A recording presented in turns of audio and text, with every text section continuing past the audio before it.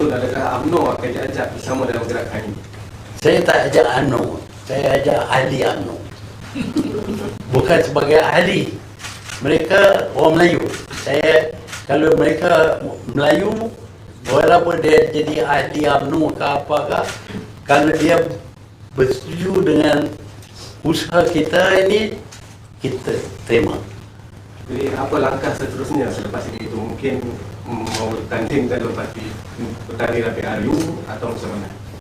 Gerakan ini macam mana nak dibawa? Ialah kita akan buat persiapan untuk dapat kemenangan supaya orang Melayu kembali berkuasa dalam negara kita. Hari ini orang Melayu sudah hilang separuh yang besar daripada kuasa orang Melayu.